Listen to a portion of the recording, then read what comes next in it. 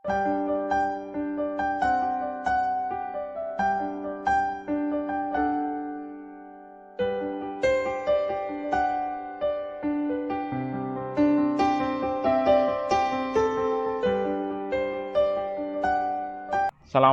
warahmatullahi Iya, Bapak. wabarakatuh, Bu Erlina.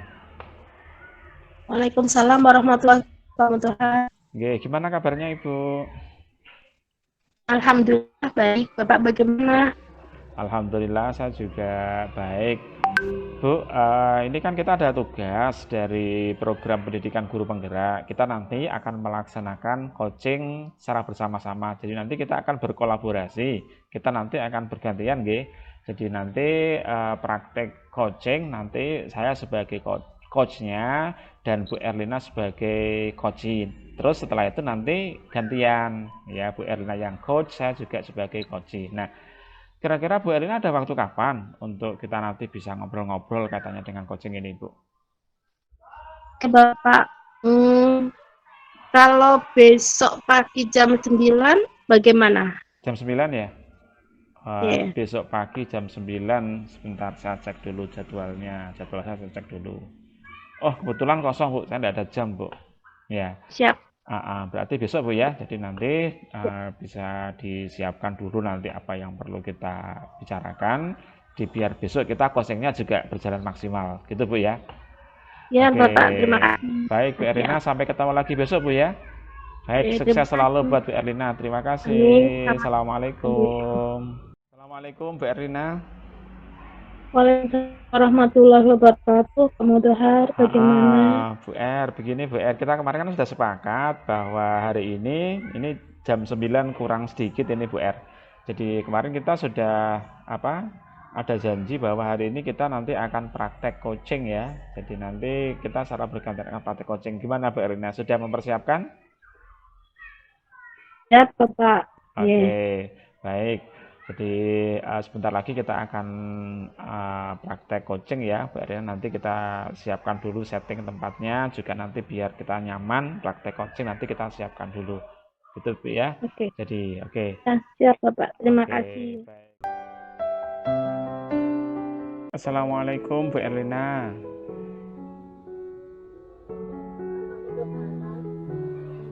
Apa kabar nih Bu Erlina?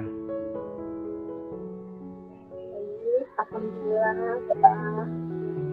Kita mau ngobrol nih Bu Er, karena sebentar lagi kita mau kan mengadakan supervisi. Nah, supaya kita sama-sama tahu apa yang akan kita tuju dari sebuah kegiatan supervisi itu nantinya, Bu Er. Baik, Bapak. Siap. Baik, kira-kira menurut Ibu apa yang akan Ibu sampaikan pada kegiatan supervisi nantinya, Ibu? Rencana saya mau ngambil tema tentang ini loh Pak, kecerdasan emosi. Dan saya akan berikannya pada kelas 11. Kenapa? Karena menurut saya materi itu sangat penting untuk siswa saya. Dan itu sudah sesuai dengan layanan BK pada kelas 11. Begitu. Kira-kira dari materi tersebut, apa sih yang ingin Ibu capai?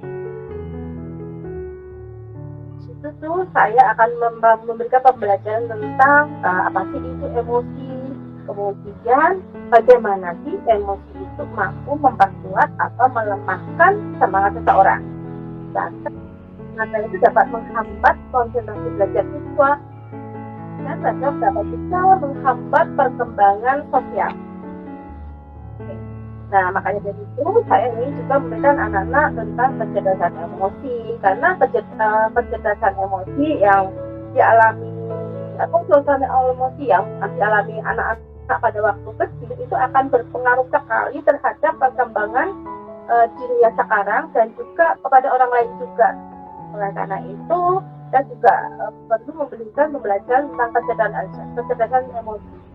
Seseorang sudah jangan itu Pak, belum tentu karena dia mempunyai IQ yang tinggi, tapi lebih cenderung pada dia mempunyai kecerdasan emosi yang tinggi. Nah, seorang dikatakan bukan dia yang punya IQ-nya rendah, tapi yang penting dia mempunyai emosional atau kecerdasan emosi yang bagus, itu juga akan mempengaruhi tingkat kegagalan atau keberhasilan seseorang. Nah, dari itu saya ingin setelah mereka mempelajari tentang kecerdasan emosi, saya ingin anak-anak mempunyai kecerdasan emosi yang baik, kemudian mereka juga mampu memberikan pengelolaan emosi dan mampu Baik, Ibu. Nah, terkait layanan kecerdasan emosi nih. Nah, apa sih yang sebetulnya ingin Ibu lihat dari murid-muridnya? Atau yang Bu Erlina mau seperti apa, Bu? siapa. Mungkin Bapak juga tahu ya, di menurut saya atau menurut Bapak atau di lingkungan Bapak ya, banyak sih siswa sekarang, zaman sekarang itu mempunyai sikap yang cuek, kadang juga kurang sopan, dan kadang juga mungkin bilang ya. Kadang kalau ketemu dengan gurunya, dia kadang suka cuek, nggak menegur gurunya juga, kemudian juga asuh, atau apa ya, kadang-kadang merasa dirinya nggak berkelincahan gitu ya Pak. Jadi ini perkembangan teknologi yang sekarang ini itu sedikit banyak akan menjadi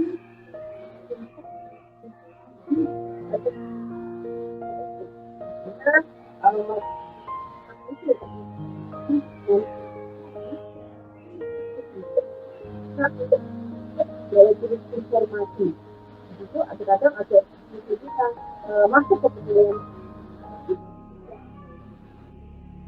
mereka juga banyak menggunakan teknologi seperti itu. Kadang ada masuk video tentang perkelahian antar pelajar, tawuran, kemudian ada kekerasan atau video apa saja itu nyaris tanpa ada sensor sedikit pun. Nah itu juga menurut saya sangat berpengaruh terhadap karakter ataupun kecerdasan emosi siswa-siswa sekarang ini. Sehingga saya perlu memberikan pemahaman agar mereka bisa bertindak atau bertingkah laku yang mampu mengelola emosi dan mempunyai kecerdasan emosi yang cukup bagus untuk murid-murid saya. Gambaran murid yang seperti apa itu, Ibu? Gambaran itu apalagi di itu kan profil belajar Pancasila ya Pak ya.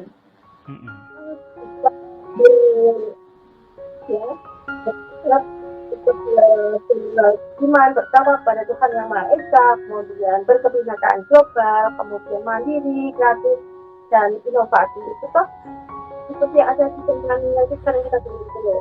Nah, dengan melakukan itu toh Pak, saya tuh saya berharap mereka bisa mereka akan sadar akan tanggung jawabnya sebagai murid.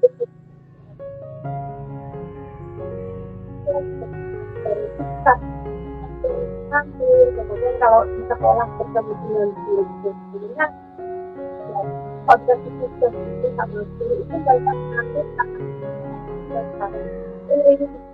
sama kita menghargai dan ya itulah bisa bersikap santun. Nah seperti itu Pak Ibu gambarannya saya sampaikan ideal banget ya Pak. Iya Ibu. Jadi kalau boleh saya tangkap ini, jadi apa yang Ibu inginkan bahwa murid-murid Ibu itu seperti yang ada dalam dimensi profil pelajar Pancasila ini nampaknya idaman semua guru itu Ibu kayaknya Bu.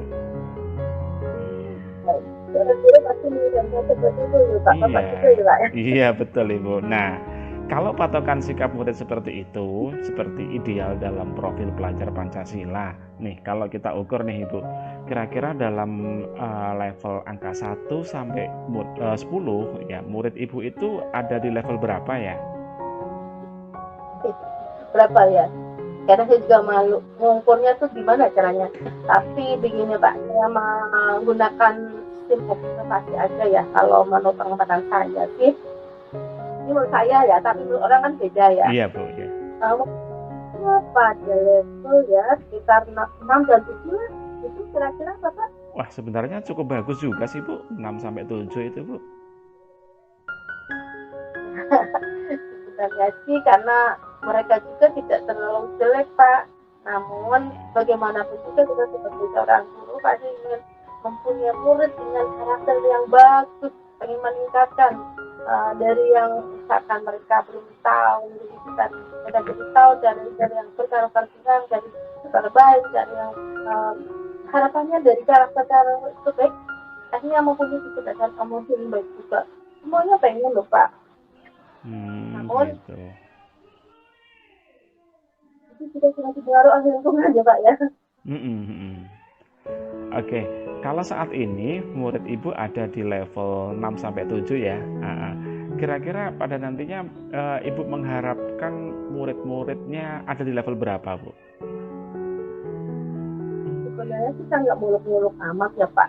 Misalnya mereka meningkat menuju ke level 7 sampai 8 itu sudah bagus. Harapannya sih level yang sempurna, tapi ya angka 8 atau 9 ya sekitar itulah bagi saya itu sudah bagus. Dan apalagi kalau level tersebut, karakter tersebut itu tetap dipertahankan, itu sudah bagus Pak. Baik. Nah, untuk mencapai nilai kecerdasan emosi pada level 7 sampai 8, nah kira-kira nih apa yang akan Ibu lakukan kalau saya boleh tahu Ibu?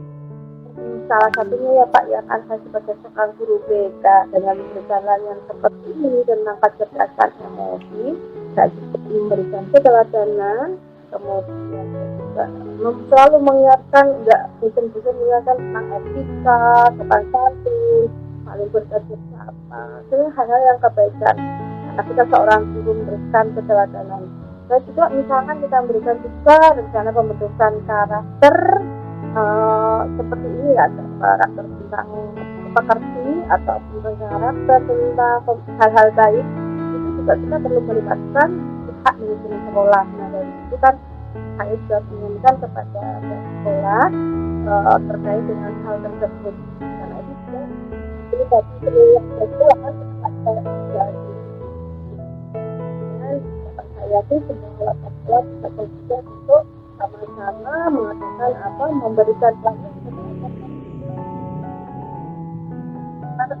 itu keteladanan atau kecerdasan yang baik. Gitu Pak. Iya. Nah, kira-kira nih dalam waktu dekat langkah konkret apa yang akan Ibu lakukan? Karena ini melibatkan orang tua, yang pertama saya akan menemui ibu kepala sekolah untuk menyampaikan hal tersebut. Nah, selanjutnya diri saya pribadi akan bisa memberikan keteladanan dalam bentuk sikap.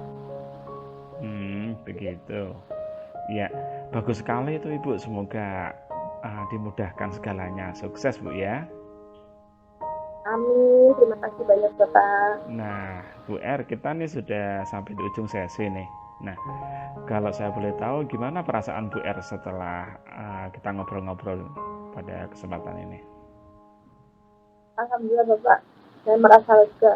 Tadinya saya berpikir gimana caranya ya terkait dengan rencana saya, tapi dengan yang ngobrol kita ini bahwa saya mempunyai rencana terkait dengan kecerdasan emosi, saya senang dan ini langkah saya akan semakin mantap dengan rencana saya. Baik, terima kasih Bu Erina. Sampai nanti ya, ketemu di kegiatan observasi nanti ya. Terima kasih. Assalamualaikum.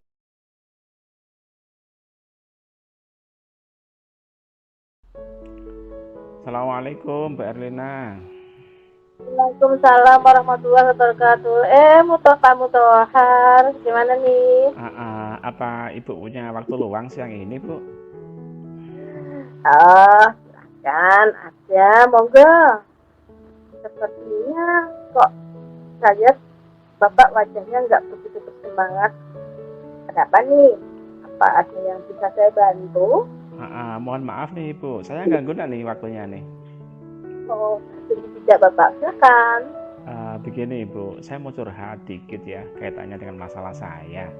Apa Ibu bisa bantu saya? Dengan senang hati ya Bapak ya. Kira-kira apa yang bisa saya bantu nih? Sebenarnya saya hanya ingin mendapatkan solusi atas permasalahan yang saya hadapi saat ini Ibu. Oke, siap. Tapi sebelumnya nih Bapak ya, kayaknya kalau saya lihat wajahnya Pak Mutohar penuh masalah ya, gimana kalau kita mindfulness stop untuk kita coba sebentar tarik nafas kali 3 kali ya Pak ya, agar mungkin Pak Mutohar bisa menceritakan semuanya dengan tenang dan rileks. Ayo kita mulai 3 kali ya, tarik nafas ya, kita mulai. Baik Ibu.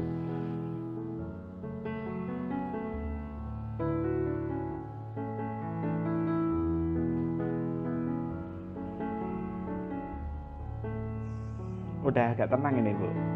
Nah, Ah, ah.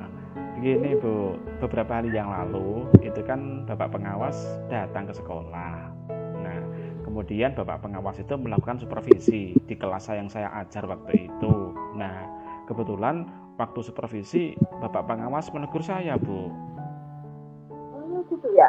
Bagaimana bisa terjadi Bapak? Lalu apa sih yang buat Bapak mendapat teguran dari Bapak pengawas? Kalau menurut saya sih, Bu, sebenarnya itu masalah sepele kok, tidak terlalu serius. Tidak serius. Maksud Pak Motohar tidak serius yang bagaimana Bapak? Begini, pengawas itu mengkritik tentang proses mengajar saya, Ibu. Proses mengajar Bapak yang bagaimana? Apakah Bapak tidak bisa mengajar dengan baik saja? Kok bisa sampai dikritik oleh Bapak Baslah? Kalau boleh saya tahu, kenapa Bapak? Beliau itu sepertinya keberatan, Ibu. Jadi waktu saya mengajar, saya memang tidak pakai buku teks sih, Ibu. Gitu ya. Iya. Lalu bagaimana tanggapan Bapak dengan respon dari Bapak pengawas kelas?